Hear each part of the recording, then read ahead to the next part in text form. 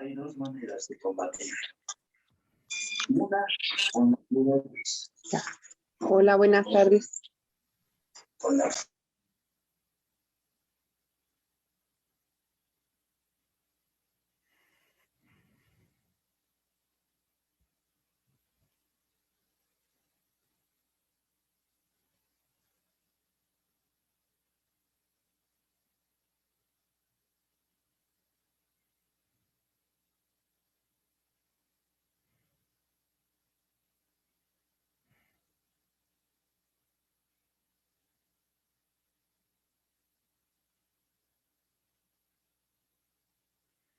Bueno, pues vamos a comenzar nuestra lección de hoy.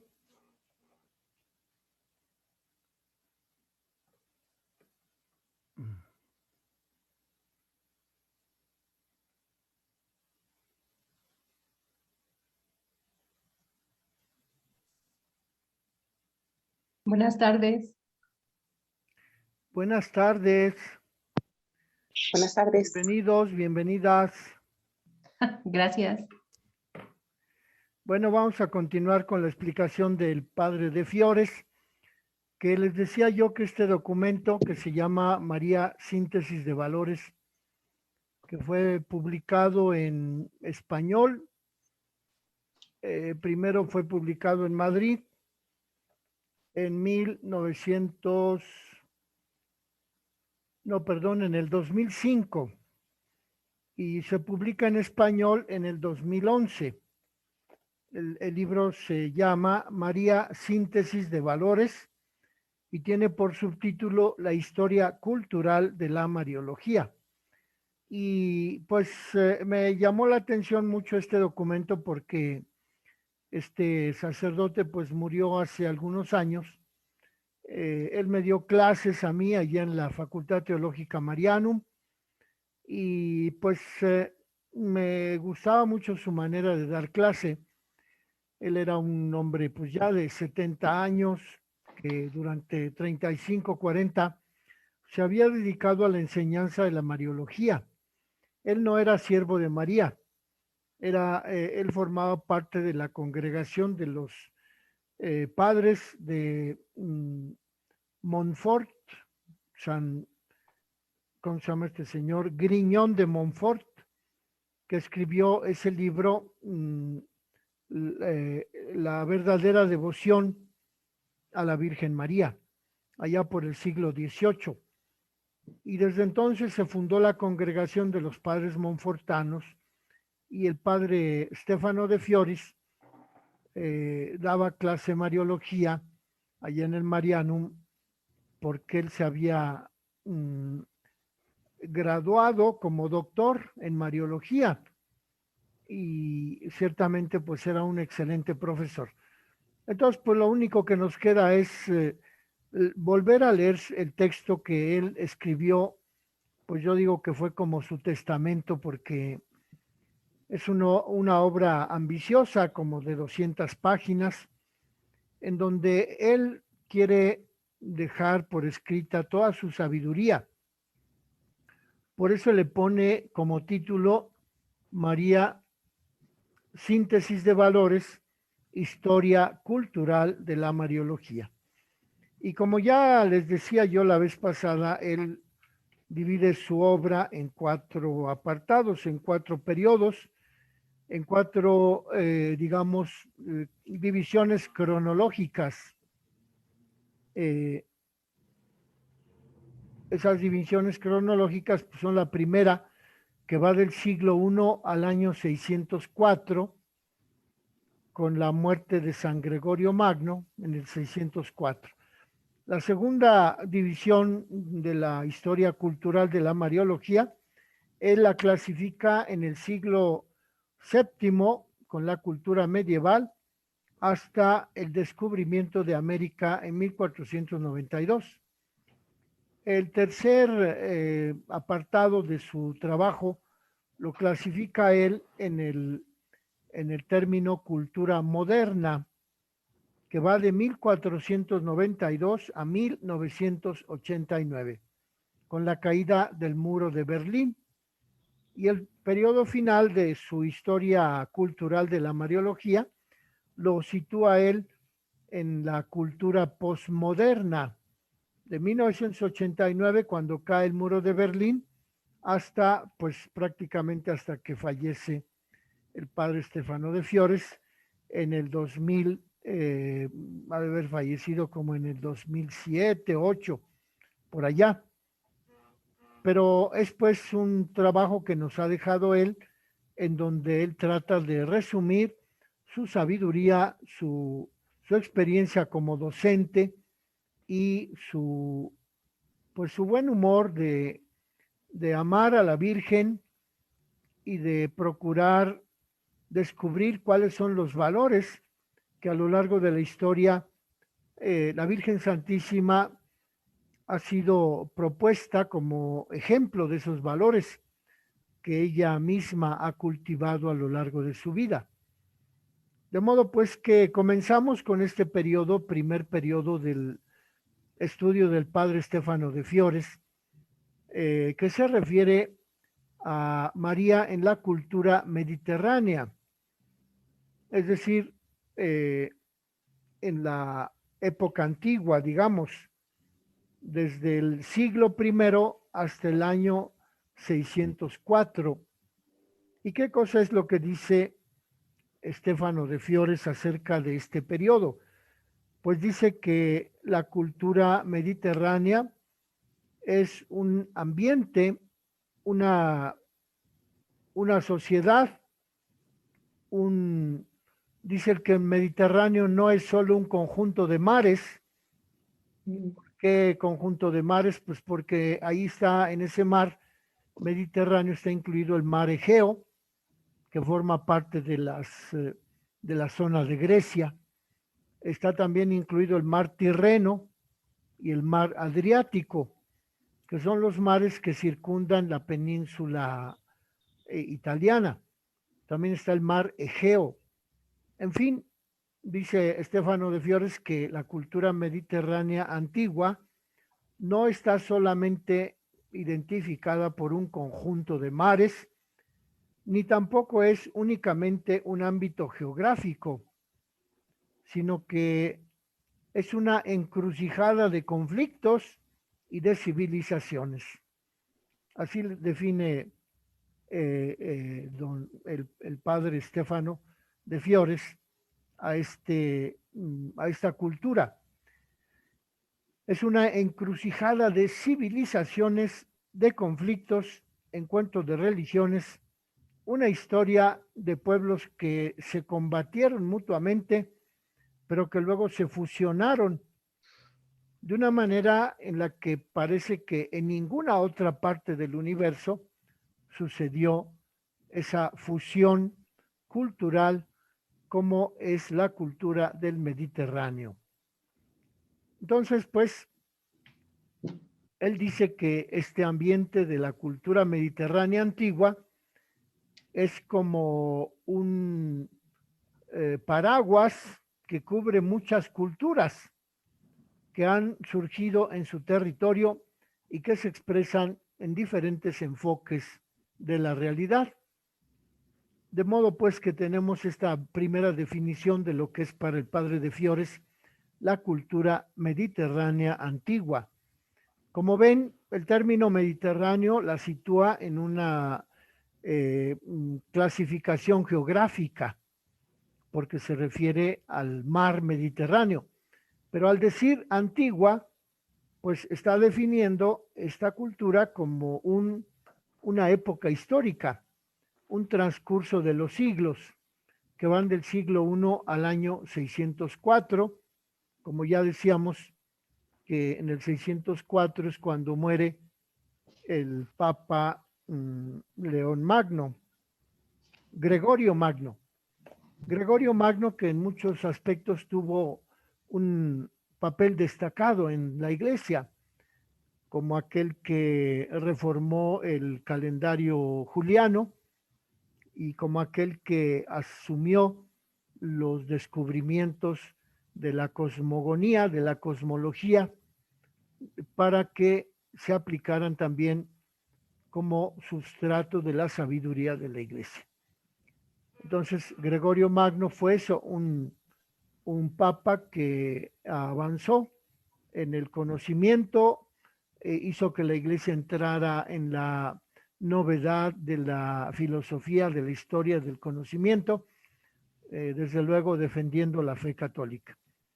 Y entonces encontramos que en esta civilización mediterránea antigua o periodo histórico que aborda el padre Stefano de Fiores, nos dice que en esta cultura, en esta civilización, lo que sorprende, lo que hay que notar, es que se trata de una universalidad y un cosmopolitismo de las civilizaciones mediterráneas que se encuentra en contraste con las civilizaciones exclusivistas.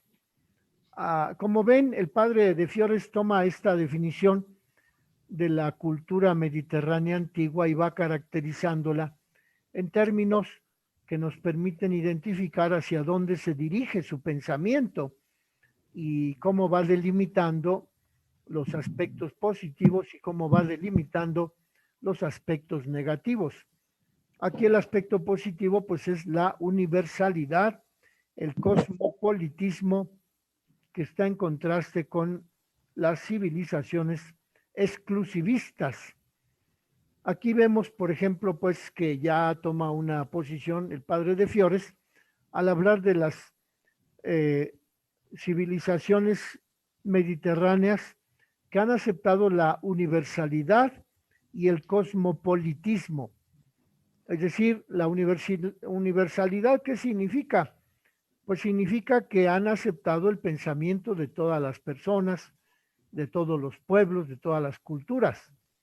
Y el cosmopolitismo significa pues que esas culturas mediterráneas, esa civilización de la cultura mediterránea antigua, abarca las ciudades. La visión cosmopolita es la visión que ocurre en las ciudades principalmente, aunque también sabemos que en todas las culturas ha habido también ambientes rurales, pero sobre todo el cosmopolitismo se refiere a que en una ciudad pueden habitar muchas ideas, muchas razas, muchas religiones, muchas personas, muchos grupos sociales. De modo pues que el cosmopolitismo y la universalidad son dos cualidades, las dos primeras que señala aquí el padre Stefano acerca de la civilización mediterránea antigua. Dice que la vocación universalista de esta cultura mediterránea antigua o civilización mediterránea antigua le viene de el predominio de algunos conceptos. Por ejemplo, dice que el Mediterráneo es instinto, el Mediterráneo es intuición. Antes de que hablen en él, en el Mediterráneo, los motivos de la vida, lo impulsan los ideales y los instintos. La intuición de las razas mediterráneas ha sido el motor del mundo.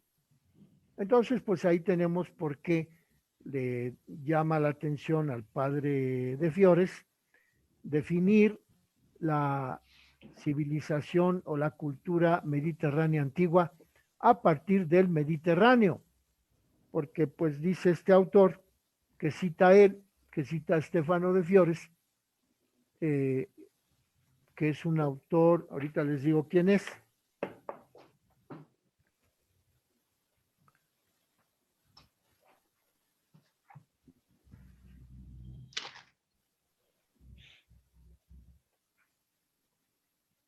Álvaro Gili, los últimos descendientes de la caballería. Álvaro Gili dice eso del Mediterráneo.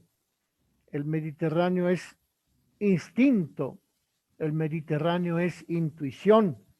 El Mediterráneo impulsa los ideales y la intuición de las razas del Mediterráneo ha sido el motor del mundo.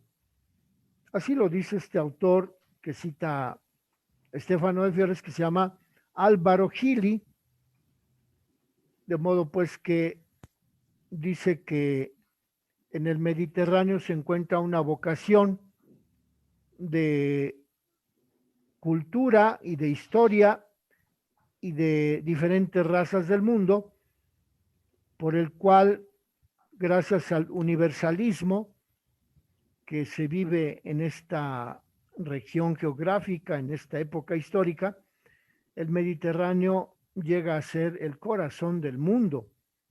Es terreno fértil de 5.000 años de historia, en donde se fusionaron sus razas. Es la única zona de Europa capaz de formar un gran agregado de pueblos. El Mediterráneo, al retornar a su unidad, puede dictar su paz, y en el mundo actual, el Mediterráneo es capaz de formar una civilización unida por la comunidad de culturas y de intereses. Entonces, pues vean ustedes hasta dónde llega el pensamiento de este autor, Stefano de Fiores, que cita a Álvaro Gili acerca de cómo se desarrolla este pensamiento acerca del Mediterráneo. Pues Mediterráneo es la palabra que designa al océano encerrado en esos límites del continente europeo, continente asiático, continente africano, pero que aquí vemos pues cómo esa palabra ha logrado describir a la cultura en lo que tiene de intuición, en lo que tiene de cultura, en lo que tiene de sociedad. Y como dice este autor, Álvaro Gili, que durante 5.000 años ese territorio, esa zona, ha logrado fusionar sus razas durante 5.000 años. Es decir, estamos hablando de 3.000 años antes de Cristo. Los 3.000 años antes de Cristo pues nos llevan allá por pues las culturas originarias de Egipto, que también tiene confín con el Mediterráneo, la cultura judía, que también tiene confín con el Mediterráneo, la cultura de los etruscos, antecesores de los romanos, que también ahí viven en el Mediterráneo, la cultura de las tribus del norte que llegaron hacia España, Portugal, Francia, Alemania, Hungría, y que se asientan como pueblos autónomos, pero que también tienen su contribución para la cultura mediterránea antigua. Por eso este autor habla de 5.000 años de tradición de culturas, en donde se ha fusionado la civilización cosmopolita. Dice que la civilización del Mediterráneo es un motivo de confrontación. Por ejemplo, algunos antropólogos mencionan que la cultura mediterránea ha propiciado un sistema parental, o podríamos decir un sistema patriarcal, en donde la función primaria del grupo consiste en controlar al individuo. Es una nota que, pues dice Stefano de Fiores, que forma parte de esta cultura mediterránea antigua, porque aunque ha tenido 5.000 años de historia esta cultura mediterránea, pues tenemos allí el conflicto entre los pueblos, entre las culturas, y dice que la palabra clave de la cultura mediterránea es el sistema parental. ¿De qué manera se comprende este sistema parental? Pues dice Stefano de Fiores que la función primaria del grupo consiste en controlar al individuo.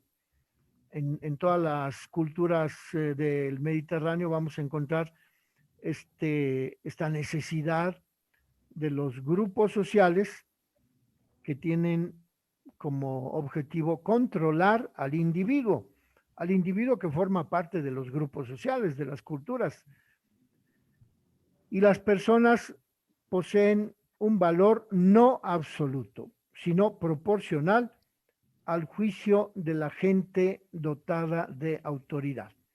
O sea que en esta cultura mediterránea los que juzgan el valor de la persona, de cualquier persona, pues son los jefes, los gobernantes, o para decirlo con palabras de Estéfano, los padres en el sistema parental, en el sistema patriarcal.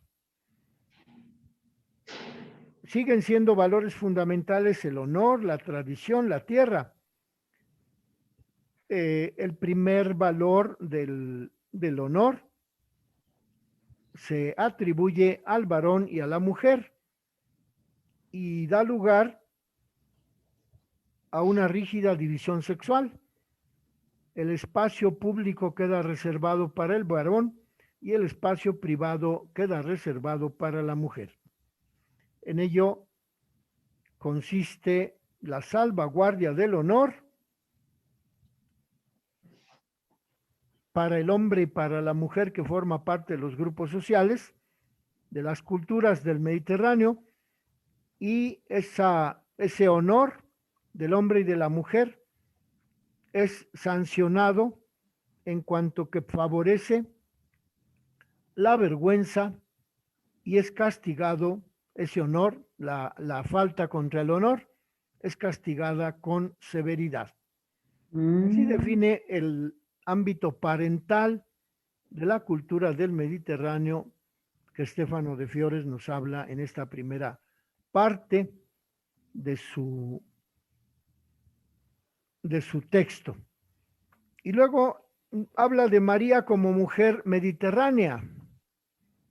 Vean ustedes, ya nos habló de en qué consiste la palabra Mediterráneo, ya nos habló de la cultura mediterránea antigua y nos está explicando pues en qué consiste todo este proceso cultural de la civilización que se desarrolló durante 5.000 años en esa zona del Mediterráneo. Y allí, después de hablar de esta zona del Mediterráneo, que ha caracterizado con esos términos de el sistema parental, de los valores del honor, la tradición y la tierra, y de que el honor se defiende para favorecer al varón y a la mujer, y que cuando hay alguna falta contra el honor se castiga severamente, y cuando hay algún acierto acerca de ese honor, se favorece con la vergüenza. Bueno, y luego, ¿qué dice de la Virgen María como mujer mediterránea? Dice que la cultura del Mediterráneo influye en la concepción de la Virgen María, que vive en aquel ámbito y que es contemplada por hombres de aquel ambiente. A pesar de sus continuas inculturaciones, María sigue estando anclada en su tierra y en su cultura. Es una mujer mediterránea. Define así a la Virgen María como mujer mediterránea, cualidad que le da carácter histórico y la humaniza, impidiendo las tentativas de idealizarla. Lucas describe a María como una nazaretana, es decir, una mujer que vive en Nazaret, al norte del país de los judíos, al norte del país de la Tierra Santa, Y entonces, pues es una mujer mediterránea que vive en ese contexto histórico, de lo cual San Lucas hace gala en su evangelio, porque ella es fiel, la Virgen María es fiel a las prescripciones de la ley mosaica. ¿Qué significa mosaico? Lupita Leurete, la ley mosaica, ¿qué cosa es? Estoy pensando, pero no. A ver quién tiene más abierto su micrófono. Georgina Hernández. Los ¿Qué mozones. cosa es la ley mosaica? Es la mosaica, ¿no? Sobre Moisés. De Moisés, exactamente. Ah, ya, perdón. Entonces la Virgen María vive en un contexto de prescripciones de la ley mosaica. La ley mosaica es la ley de Moisés. ¿Cuál fue la ley de Moisés? Pues tendemos a reducirla a los 10 mandamientos, pero en realidad la ley que promulgó Moisés fueron los 5 libros del Pentateuco, porque cuando él guió a su pueblo desde Egipto a la tierra prometida, se pusieron por escrito esos 5 libros. La ley mosaica entonces es propiamente el Pentateuco. ¿Cuáles son los libros que forman el Pentateuco? Génesis, Éxodo, 2, Levítico, Levítico, Números, 4, Deuteronomio. Deuteronomio. Muy bien, todos esos 5 libros conforman la ley mosaica con la cual Moisés gobernó a su pueblo. Y por eso se llama ley mosaica.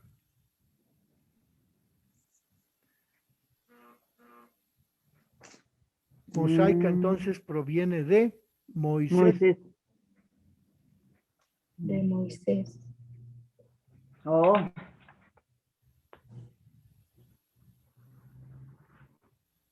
¿Cómo? A ver la pregunta. ¿Qué cosa es la ley mosaica? ¿Qué cosa es? La ley mosaica. Pues La es lo que ley. dije hace rato, ¿no? Es la ley que se aplica de acuerdo a las enseñanzas de Sí. Moisés, a seguirlo, a su ley. Lo que se dice ahorita, lo del Pentateuco. El Pentateuco es la ley mosaica. Sí. Y entonces aquí lo que tenemos, que Stefano de Fiores dice que la Virgen María es una mujer nazaretana que siempre fue fiel a las prescripciones de la ley mosaica y que se convierte en una auténtica hija de Sión. ¿Sí saben lo que es Sión? ¿Qué cosa es Sión? ¿Qué se designa con la palabra Sión? Es el monte de Sión donde... ¿Dónde? El monte de Sión donde Está construida la ciudad de Jerusalén. Jerusalén. De Jerusalén. Propiamente Sión y Jerusalén son sinónimos. ¿Por qué? Pues porque allí se asentó la cultura judía desde unos 1100 años antes de Cristo hasta el año 80 después de Cristo, en que los romanos destruyen la ciudad de Jerusalén y expulsan a los judíos y matan a todos los que se quieren quedar allí en Jerusalén. Entonces, desde 1100 años antes de Cristo, que es cuando llegan los judíos provenientes de Egipto, hasta el año 80 después de Cristo, cuando es destruida la ciudad de Jerusalén por los romanos, ahí tenemos el periodo histórico por el cual transita la cultura judía, la ley mosaica, y en este caso la historia de la Virgen María como mujer mediterránea. Y entonces en los Hechos de Pablo dice aquí Estefano de Fiores que hay un libro que se llama Los Hechos de Pablo. Es un libro apócrifo. ¿Qué significa apócrifo? Que no está dentro de los libros sagrados de la Biblia, sino que no se considera inspirado por el Espíritu Santo, pero que fue escrito en esos años, entre el 200 antes de Cristo y el 200 después de Cristo. Y en ese libro a la Virgen Santísima se le llama la mujer de Galilea, a semejanza de las palabras con que los ángeles se dirigieron a los apóstoles el día de Pentecostés y les llamaron hombres de Galilea, ¿qué hacen ahí parados? Ese que ven ustedes que acaba de elevarse al cielo regresará, y por lo pronto ustedes vayan a predicar el evangelio. Entonces, en el libro de los Hechos de Pablo, apócrifo del siglo II después de Cristo, a la Virgen Santísima se le llama mujer de Galilea. ¿Y qué cosa tiene de importancia el hecho de que sea la mujer de Galilea? Pues simplemente que reivindica de Fiores su identidad como mujer mediterránea. ¿Por qué? Porque la Galilea en donde está tiene, propiamente Galilea no tiene salida al mar, pero sí tiene salida al mar los otros dos territorios que están al sur, que son Samaria y Judea, pero están ahí pues dentro de la cultura mediterránea. Por ello la Virgen Santísima es llamada en este documento apócrifo, los Hechos de Pablo, es llamada mujer de Galilea, a semejanza de lo que tenemos en los Hechos de los Apóstoles, cuando los apóstoles ven que sube Jesucristo al cielo y se les aparecen dos ángeles y les dicen: Galileos, hombres de Galilea que están mirando al cielo, váyanse a predicar ya, cuanto antes. Entonces la Virgen también es mujer de Galilea. ¿Y Pues qué sí más? que fue ambicioso el libro, ¿eh? ¿Por qué? Por todo esto que quiere abarcar o que abarca, y de lo que dice acerca de la De la cultura del Mediterráneo. Pues vean cómo él va tomando párrafos de otros libros, como es el párrafo de Álvaro Gili, en donde dice que el Mediterráneo agrupa alianzas de razas para formar civilizaciones, más que por afinidad de razas, por la comunidad de culturas y de intereses. Y también toma este párrafo del libro de los Hechos de Pablo, en donde la Virgen es llamada mujer de Galilea. Y dice así: al final de los tiempos Dios envió al Espíritu de poder en la carne, es decir, en María, la Galilea. Según la palabra profética, fue llevado por ella como fruto de su cuerpo hasta que lo dio a luz, engendrando a Cristo, nuestro Salvador, en Belén de Judá. Eso es lo que dice los Hechos de Pablo. Bueno, vamos a dejarle ahí porque ya nos va a sacar el Zoom. Continuamos el próximo lunes.